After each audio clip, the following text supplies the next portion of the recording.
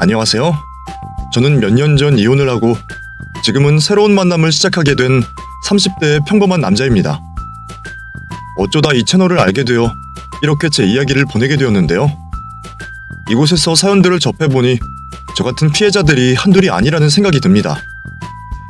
이전에는 왜 하필 나한테 이런 일이 벌어졌나 싶어 후회와 원망을 하기 바빴는데 생각보다 저 같은 상처를 가지고 계시는 분들이 많은 것을 보고 저도 용기를 내어 사연을 보내보게 되었습니다.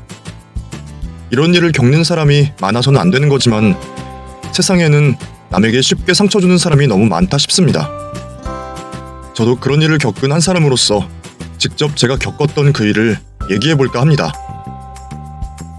어디서부터 이야기를 해야 할까요? 사실 저는 어렸을 적부터 결혼에 대한 생각이 많은 사람이었습니다. 독신주의는 생각해본 적도 없었고 일찍이 좋은 여자 만나서 내 가정 꾸리고 자식 많이 낳고 알콩달콩 예쁘게 사는 것이 별것 없는 저의 꿈이었었죠. 제가 장래희망도 아닌 그런 꿈을 가졌던 것은 제가 자라온 가정 환경 때문이었습니다. 저희 부모님은 동네에서 유명할 정도로 금슬이 좋으신 분들이셨고 슬하에 형과 저를 낳으시고 행복한 가정을 이루셨습니다. 가족을 중요하게 생각하셨던 부모님 덕분에 제가 어려서부터 저희 집은 무척이나 화목했고 저는 그런 집안 환경 안에서 안정적이고 행복하게 자랄 수 있었죠. 제가 여태 봤던 어떤 집들보다 저희 집이 가장 가정적이고 가족 중심적이었다고 말할 수 있을 정도로 저희 가족은 서로를 많이 사랑하고 아꼈습니다. 부모님은 저희 형제에게 한 번도 큰 소리를 내신 적이 없으셨고 저희 역시 부모님의 말씀을 잘 따르며 저희 네 식구는 언제나 행복했습니다.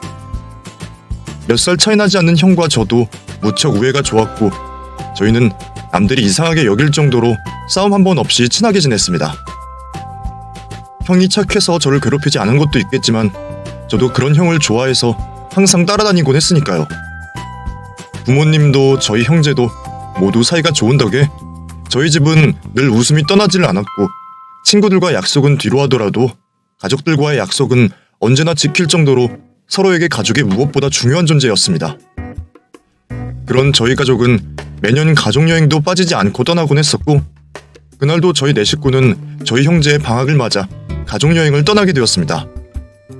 매년 떠나는 여행이었지만 그렇게 매번 기대가 되었고 즐거웠어요. 그때도 저희 네 식구는 또 어떤 추억을 쌓을까 기대하며 여행길에 오르게 되었죠. 아버지가 운전하시는 차를 타고 한참을 달려 여행지를 가고 있었고 저는 그날따라 유난히 신이 난 마음에 운전하시는 아버지에게 말을 걸며 자꾸만 방해하곤 했습니다.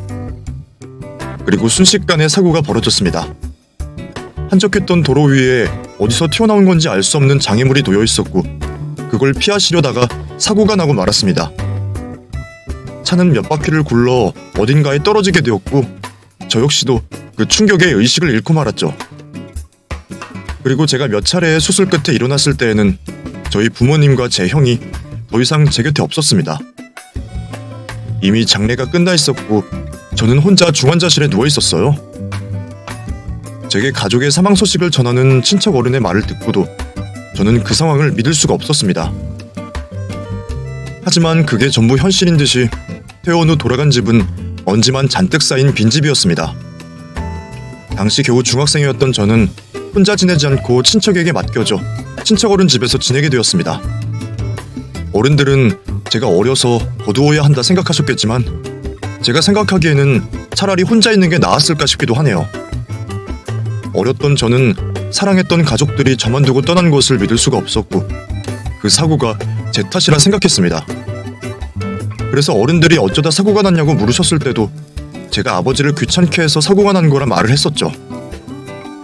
그래서인지 아니면 제가 유일한 생존자였기 때문인지는 모르겠지만 몇몇 친척은 저희 가족의 사고가 제 탓이라 하셨고 그로 인해 저를 거두게 된 자신들에게 피해를 끼쳤다 생각하는 듯 했습니다. 죽을 거면 다 데려가야지 왜 쟤 하나만 두고 갔대? 아휴, 막내 하나만 남으면 뭐 어떻게 하라는 건지 괜히 우리들만 골치 아파지게 생겼네. 그러게 말이야. 우리가 쟤 언제까지 걷어먹여야 해? 대학까지 보내줘야 하는 거야?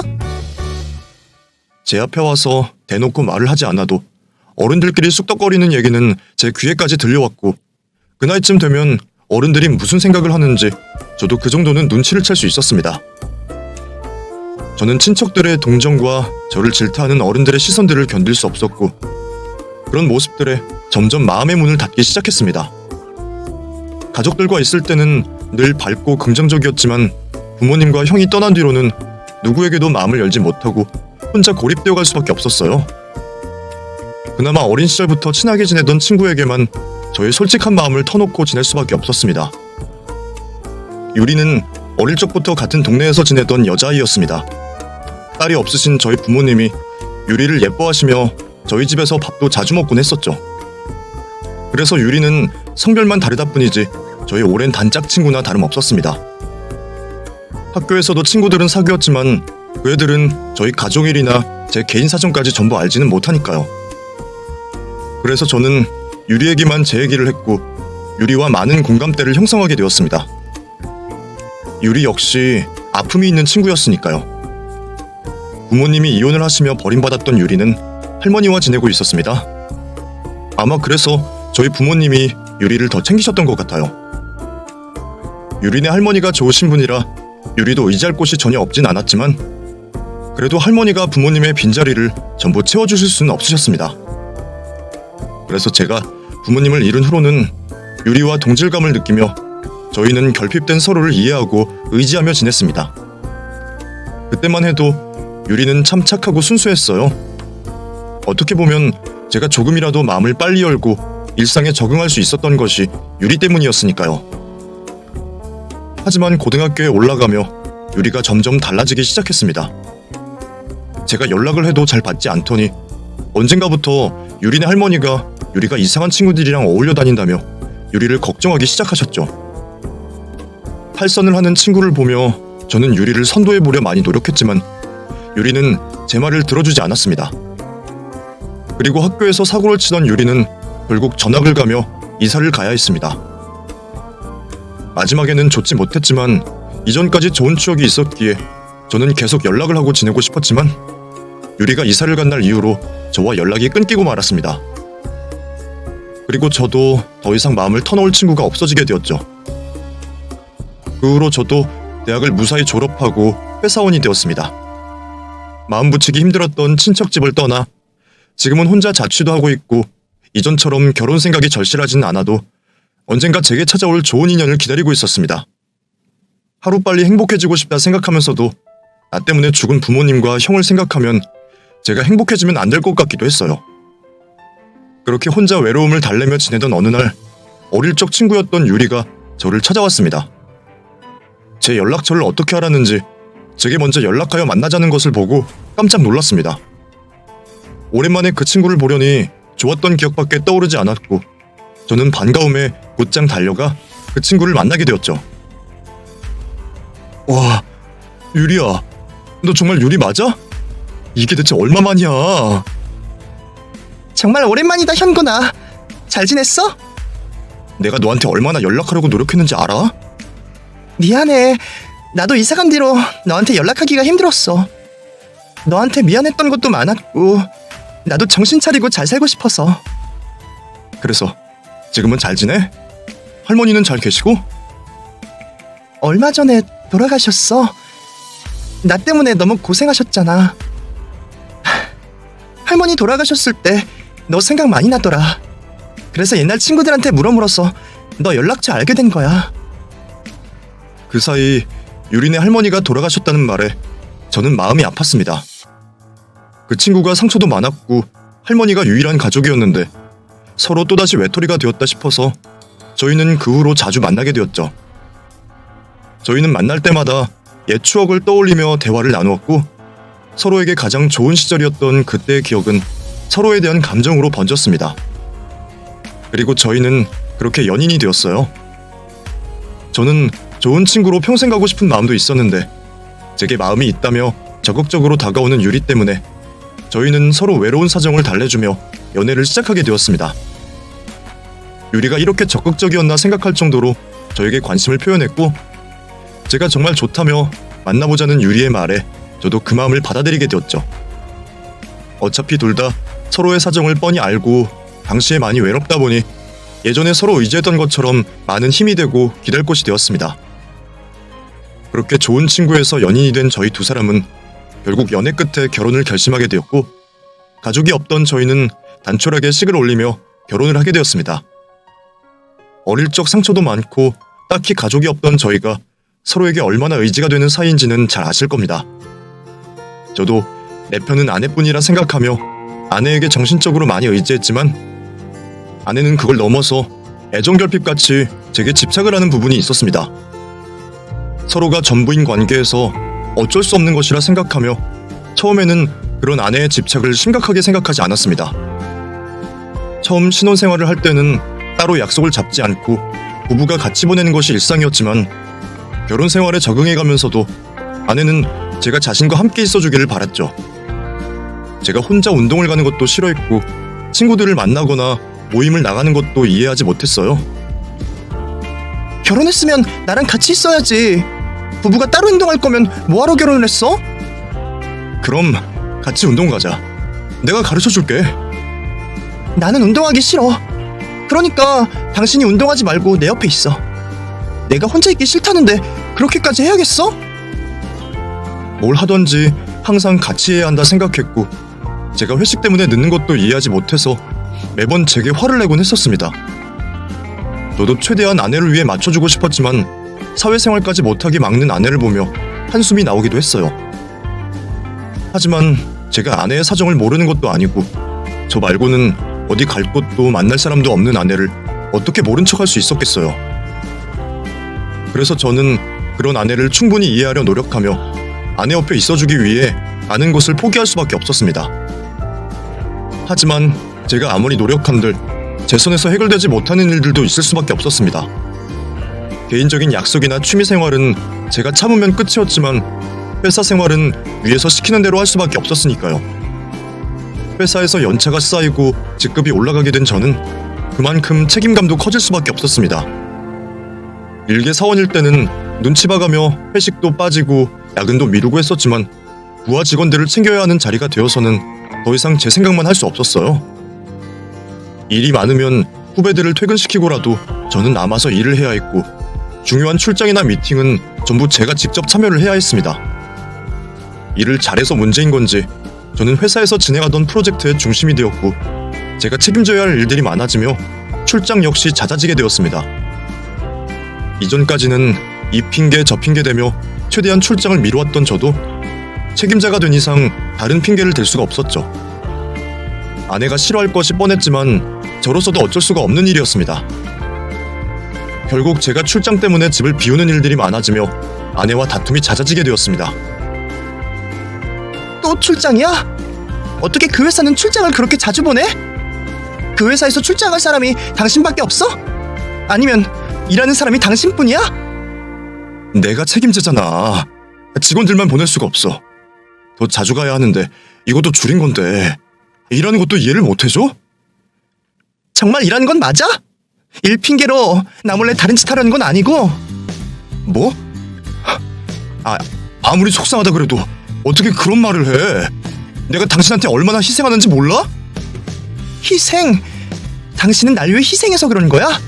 나를 사랑해서가 아니라. 아니, 내 말은 그게 아니잖아. 사랑하니까 희생하고 양보하는 거지.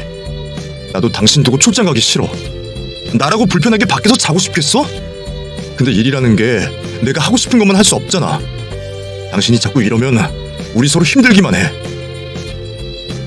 제가 이기심을 부리는 것도 아니고 우리 가족의 생계를 위한 일인데도 그렇게까지 화를 내고 이해하지 못하는 아내를 보며 저는 점점 지쳐갈 수밖에 없었습니다.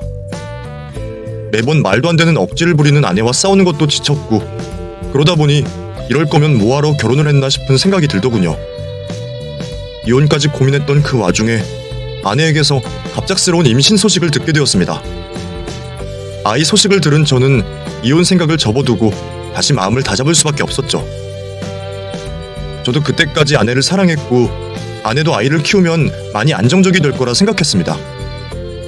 임신 소식 이후 저는 저의 잦은 출장 때문에 속상해하는 아내에게 제가 없는 동안 할 수 있을 취미거리를 소개하며 매번 선물 공세와 진심을 담은 말들로 미안함을 표현하곤 했습니다. 그렇게 일과 가정에 신경을 쓰며 바쁘게 지냈지만 앞으로 태어날 아이만을 생각하며 힘든지 모르고 지낼 때였어요. 역시나 출장 중이던 저는 중국에서 회사 물건을 제조할 공장을 답사 후에 호텔에서 휴식을 취하고 있었습니다. 그런데 아내가 다니고 있는 산부인과에서 전화가 왔어요. 아내와 아이에게 무슨 일이라도 생겼나 싶어 곧장 받았는데 간호사는 저에게 아내가 곧 아이를 출산한다는 황당한 말을 전했습니다. 황당도 할 것이 제가 아내에게 들은 출산 예정일은 2달이나 남았었거든요. 그러한 이유로 회사에서도 저를 배려해주겠다며 출산달에는 내근직으로 돌린다 했고 그 앞달까지는 어쩔 수 없이 출장을 많이 잡아놨습니다. 조금 빡빡하다고 생각도 들 것이 이 기획의 중심인 제가 어느 정도 프로젝트의 틀을 잡아놔야 했으니까요. 그런데 이게 어찌 된 건지 아내 뱃속의 아이가 2달이나 일찍 나오더군요. 비행기표는 구할 수 있었지만 같이 온 부하 직원은 처리할 능력이 되지 않았고 회사에서 사람을 보낸다고 해도 인수인계하는데 시작이 너무 오래 걸릴 것 같았습니다. 어쩔 수 없이 아내에게 사정을 이야기하고 원래 출장 일정대로 3일 뒤 한국으로 돌아가게 되었습니다. 여보, 미안. 내가 옆에 있어줘야 하는데 이번 일이 회사에 너무 중요한 일이라 나도 눈치가 보이네. 내가 다른 사람이랑 교대도 할 수 없는 상황이기도 하고 내가 고모께 연락해서 너 옆에 있어달라고 할게. 정말 미안하다. 아니야. 나도 이렇게 아이가 예정일보다 한참은 일찍 나올 줄 알았나. 팔싹둥이라고 말만 들어봤지. 그게 우리 아이일 줄은 몰랐네. 상황이 그런데 어쩌겠어. 아이도 나도 문제 없으니까 당신 괜히 회사일 망치지 말고 잘 마무리하고 들어와. 고마워. 그리고 미안해, 유리야. 과거의 아내였으면 당장에 표를 구해서 자신에게 오라고 난리를 치고 있었을 텐데 아이를 가지고 어느덧 엄마가 되었는지 제법 어른이 된 모습의 아내였습니다. 그런 평소와 다른 아내의 모습 때문에 오히려 제가 더 미안하더군요. 출산 후 곁에 있어줄 사람도 없는데 그걸 아는 제가 아내를 홀로 병실에 있게 만든 것 같은 미안한 감정이 들었습니다. 일을 최대한 빨리 마치려고 서둘렀지만 아내는 그때마다 제게 조급해하다 일을 망칠 수도 있다며 천천히 하라고 저를 안정시켜주는 전화를 매일 해주었습니다. 아내 덕분에 성공적인 출장을 마치게 된 저는 공항에서 곧장 아내가 있는 산부인과 병원으로 가게 되었어요. 그리고 드디어 아내와 제 아들을 만날 수 있었습니다. 먼저 만나게 된 건 아내였죠. 유리야, 나왔어. 어때? 좀 괜찮아? 공항에서 바로 온 거야? 늦었는데 집에서 쉬고 다음날 오라니까. 어떤 남편이 그럴 수가 있겠어. 안 그래도 당신 옆에 있어주지 못해서 내가 얼마나 미안한데. 미안해. 내가 곁에 없어서 무서웠지. 정말 미안해. 그리고 당신이랑 튼찬이 아무 문제 없이 건강하게 있어줘서 너무 고마워. 몸은 좀 괜찮아? 아직 출산한 지 얼마 안 되어서 많이 힘들지? 아니, 생각보다 괜찮은 것 같아. 그래도 출산하고는 조심해야 해. 어떻게 내가 산후조리원 말해준 곳들을 찾아봤어? 내가 찾아보니 거기 세 곳이 가장 괜찮아 보이더라고. 가격이 너무 신경 쓰지 말고 당신이랑 튼찬이한테 좋은 곳으로 결정하자. 전에도 말했지만 나 그냥 집에서 몸조리 할게. 당신이 몰라서 그러는데 산후조리원에서 알게 모르게 엄마들끼리 신경전도 있어. 알잖아. 나 그런 거 별로 좋아하지 않는 거. 괜히 그런 거로 스트레스 받기 싫어. 몸도 나쁜 곳 없는 것 같고 내가 무리만 하지 않으면 될 것 같아. 너가 몰라서 그런다니까. 내가 출근하면 옆에 있어주지도 못하는데 나중에 산후조리 잘못해서 몸이라도 아프면 어떡해. 여보, 나 정말 괜찮아. 내가 내 몸은 더 잘 알아. 산후조리원을 거부하는 아내 때문에 한참 동안 실랑이를 했지만 결국 아내의 고집을 꺾을 수 없었습니다. 그래, 알았어. 대신에 약속해. 무리다 싶으면 바로 산후조리원에 가는 거야. 알았지? 그건 됐고 이제 우리 튼찬이 만나러 가자. 우리 아들은 어떻게 생겼을지 나 비행기 타고 오는 동안 너무 궁금해서 너무 힘들었어. 병실에 있는 당신한테 아이 사진 보내달라 하기도 뭐해서 말은 못했지만 얼마나 궁금했다고. 어? 튼찬이? 그래, 당신도 봐야지. 오늘은 신생아실에서 면회로밖에 못 볼 거야. 그런데 같이 가려고 했던 아내는 제왕절개를 한 탓에 움직이기 힘들어했고 아내를 병실에 두고 제가 홀로 아이를 보러 가게 되었습니다. 드디어 제 아들을 직접 보게 되었습니다. 얼마나 기대가 되던지 세상에 태어나 그만큼 긴장하고 기대했던 적이 없었던 것 같아요. 저녁이 다 되어 도착한 병원이라 혹시 면회 시간이 끝날까 싶어 한 걸음에 신생아실로 가게 되었죠. 다행히 면회 시간이 마치기 전에 도착할 수 있었습니다. 서류를 작성하고 간호사분에게 제출을 했는데 무슨 문제인지 간호사분께서 서류와 제 얼굴을 번갈아 보시더군요. 그러더니 점점 얼굴이 하얗게 질려가면서 제게 알 수 없는 물음을 했습니다. 최유리 사모님 보호자 되시는 거죠? 가족관계가 여기 남편분이라고. 네, 제가 최유리 산모 남편입니다. 출장 때문에 오늘 한국에 돌아와서 제가 아들 보는 게 늦었네요. 아, 보호자님이 친아빠 맞으신 거죠? 네? 그게 무슨 말씀이세요? 아닙니다. 사모님들께서 성함이 비슷한 분들이 있어서요. 혹시나 했거든요. 병실과 아내의 이름을 정확히 적었는데 헷갈릴 수도 있다니 무슨 말인가 했습니다. 하지만 별 문제가 없다고 하니 의자에 앉아 대기를 하게 되었죠. 그렇게 길게만 느껴지는 대기 시간이 끝나고 유리창 하나 사이로 드디어 제 아들을 직접 볼 수 있었습니다. 그런데 뭔가 제가 상상해왔던 아들의 모습과 달랐어요. 아직 이제 세상에 나온 지 얼마 안 된 신생아여서 피부가 붉었지만 그래도 더 정확히 표현한다면 까무잡잡해 보였어요. 거기다 제 이목구비는 심심하다고 할 정도로 작고 흐릿한 편인데 아이는 코도 입술도 뚜렷하더라고요. 피부야 아내가 어두운 편이라 그럴 수 있다고 생각했는데 이목구비는 좀처럼 납득이 되지 않았습니다. 10여 분이 되는 면회 시간 동안 유리창 안 아들을 이리 보고 저리 보아도 아내와 제 얼굴 중에 어디를 닮았는지 모르겠더라고요. 혹시나 싶었지만 아내를 의심하지 않았던 저는 외탁했을 거라 생각했습니다. 이제 겨우 태어난 지 3일이 된 아이인데 부모 중 누구 닮았는지 어떻게 알겠어요? 저도 어릴 때는 부모님보다 외할머니 얼굴을 닮았다 들었고 나이가 들면서 아버지 얼굴이 보였으니까요. 그렇게 면회를 마치고 나오면서 간호사가 무슨 의도로 말을 한 건지 알겠더군요. 분명 저와 닮지 않은 아들의 얼굴로 이상한 생각을 한 것 같았습니다. 때마침 눈앞에 그 간호사가 있어 제가 큰 소리를 내게 되었죠. 저기요, 아까 전에 무슨 의도로 말씀하신 거예요? 네? 정말 확인차 물어본 겁니다. 불쾌하셨다면 죄송해요. 그러면 산모 병실이랑 이름이 나와야지 왜 친부가 맞냐는 말이 나옵니까? 아이가 닮지 않았다는 이유로 이상한 생각하신 거 아니에요. 간호사라는 분이 그렇게 함부로 상상하고 단정 지어도 됩니까? 이 병원 찾는 다른 사람들한테도 이러세요? 죄송합니다. 정말 다른 뜻은 없었습니다. 제 아내가 입원하는 동안 혹시 비슷한 말이라도 들리면 제가 이 일 반드시 문제 삼을 테니 조심하세요. 지금 와서 생각해본다면 그 당시 정확히 무엇인지는 알 수 없었지만 저도 혹시나 하는 제 마음속 의심을 누르려고 좀 더 과장해서 그 간호사분에게 불만을 표했는지 모르겠네요. 그렇게 아내와 이틀을 더 병원에서 보낸 우리는 아들을 데리고 집으로 가게 되었습니다.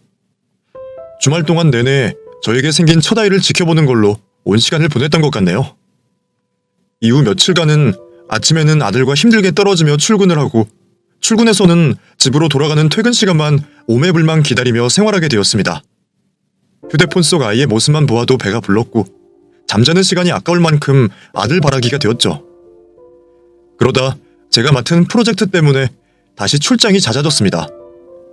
이미 제가 아내의 출산 예정일에 맞춰놓은 스케줄 때문에 다다음 달까지는 바쁘게 지낼 수밖에 없었죠. 아내와 아들을 호강시켜주기 위해서는 꼭 해야 하는 일이라고 하지만 집에 있는 아들을 보면 출장을 가기가 죽기보다 싫었습니다. 또 혼자서 아이를 돌보는데 정신이 없는 아내를 혼자 두는 것도 미안했죠. 우리 부부의 상황은 이전과 반대가 되었고 징징거리는 사람은 저였습니다. 튼찬이 아니 영우랑 계속 같이 있고 싶은데 나 프리랜서로 일하면서 사업이 날까? 또 그 소리야? 말도 안 되는 소리 하지 말고 출장 좀이나 빨리 해. 왜? 당신도 원래 나랑 하루 종일 같이 있고 싶어 했잖아. 이제는 영우가 생겨서 그런 거야? 왜 내가 집에 있는 걸 그렇게 싫어해? 내가 싫어하긴 뭘 싫어해. 당신이 돈을 벌어야 우리 세 식구 생활을 하니까 그러지. 이제 돈 들어갈 곳도 많은데 딴 생각하지 말고 회사에 잘 보일 수 있으면 우리 신경 쓰지 말고 무조건 일해. 집에 말없이 안 들어와도 절대 뭐라고 안 할 테니. 저를 배려해주는 건지 귀찮아하는 건지 몰라도 그런 아내 때문에 일에 집중을 할 수 있었습니다. 아내 말처럼 남들 하는 것 다 해주며 살려면 열심히 돈을 벌어야 했죠. 그렇게 또 출장을 가게 되었습니다. 업무 시간을 제외하면 아내와 영우의 목소리를 들으려고 휴대폰을 손에 놓지 않았죠. 그렇게 저는 제 평생의 소원이었던 행복한 가정을 꾸리고 있었습니다. 그런데 어느 날 받은 전화 한 통화로 제 소원이 산산조각이 나고 말았죠. 출장에서 집으로 돌아가기 얼마 남지 않은 날이었습니다. 그날도 일을 마치고 호텔로 돌아온 저는 아내에게 전화를 걸고 있었죠. 그런데 오늘 점심시간부터 아내와 통 연락이 되지 않았습니다. 제 메시지에 답도 없었죠. 무슨 문제가 있나 걱정을 하던 참에 아내에게 걸려온 전화를 급히 받게 되었습니다.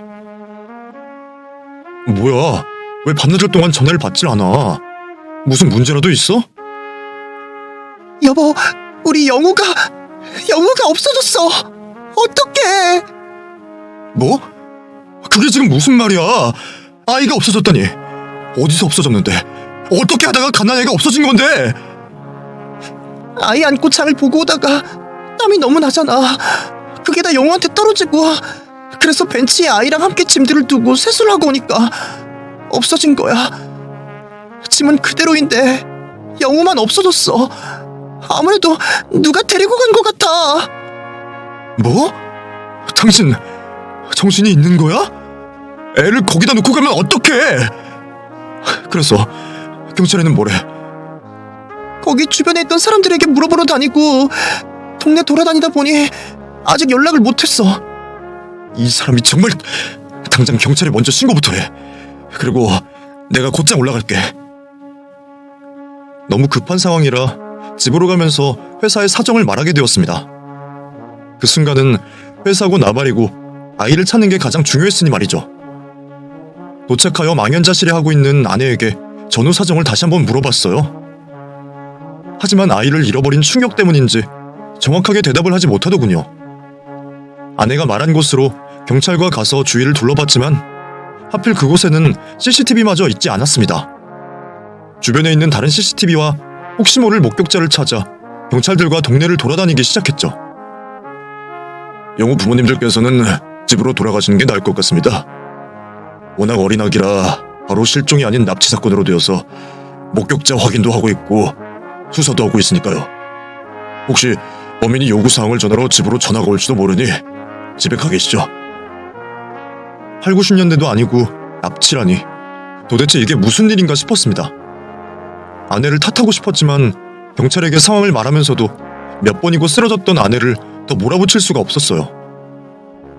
결국 우리 부부는 서로 아무 말도 하지 못한 채 집으로 들어가 혹시 걸려올지도 모르는 전화를 기다리게 되었죠. 밤을 뜬 눈으로 새며 기다렸지만 전화는 오지 않았습니다. 이걸 다행이라고 생각해야 하는 건지도 모르겠더군요. 수사가 무슨 진전이 있기는 한 건지 아내와 저는 몇 차례나 경찰서를 드나들어야 했습니다. 아무리 수사를 다양한 시각으로 해야 한다고 하지만 우리 부부를 의심하는 모습도 보였어요.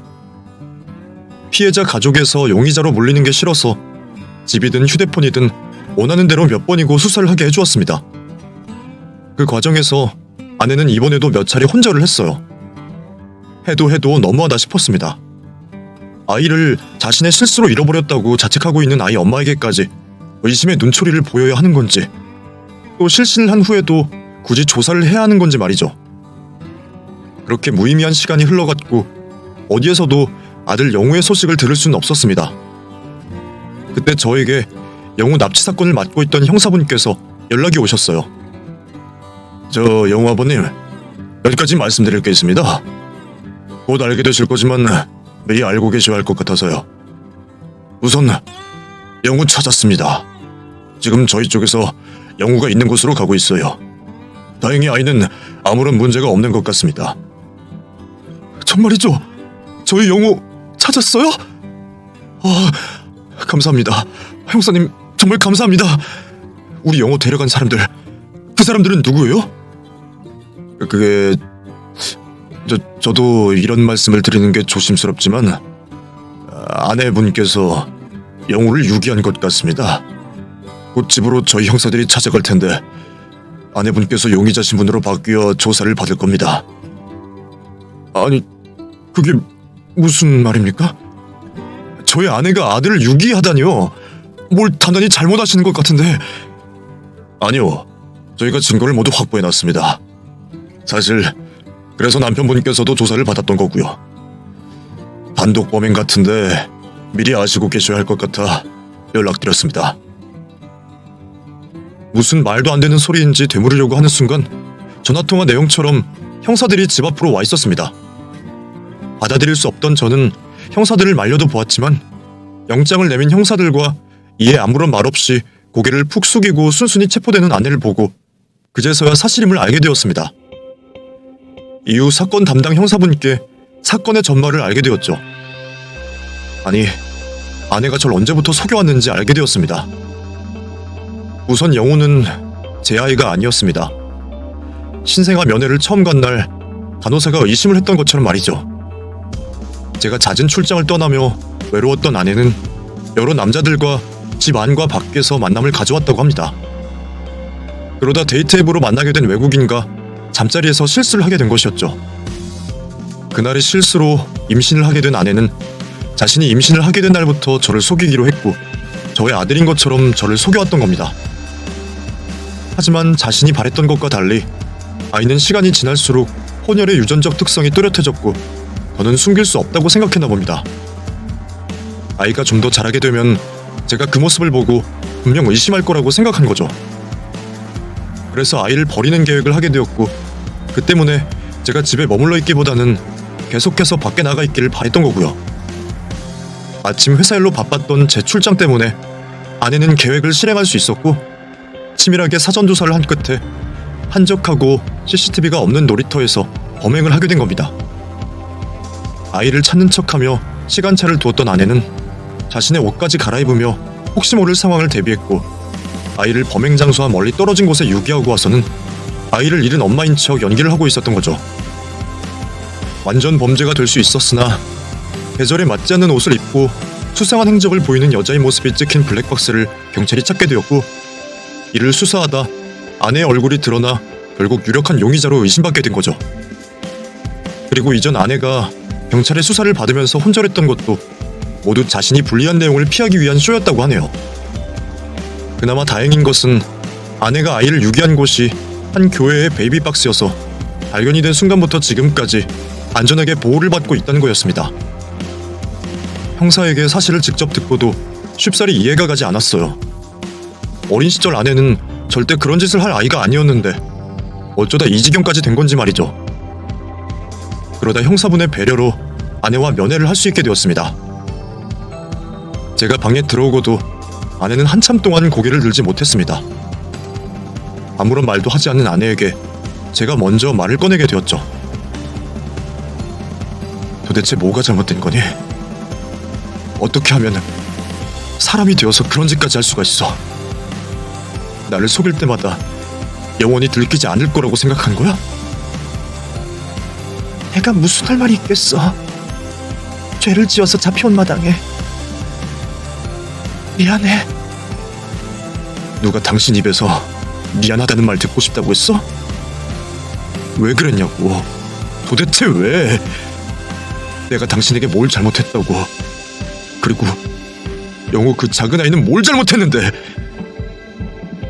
당신이라면 나를 이해해줄 거라 생각했어. 당신도 나처럼 사랑에 결핍되어 있을 줄 알았다고. 그래서 우리 둘이 서로를 바라보면서 영원히 행복하게 살 거라고 생각했다고. 당신 만나기 전에 여러 사람 만나봤지만 하나같이 자기 자신밖에 몰랐어. 그런 사람들이 지겨웠는데 어린 시절 당신 생각이 나잖아.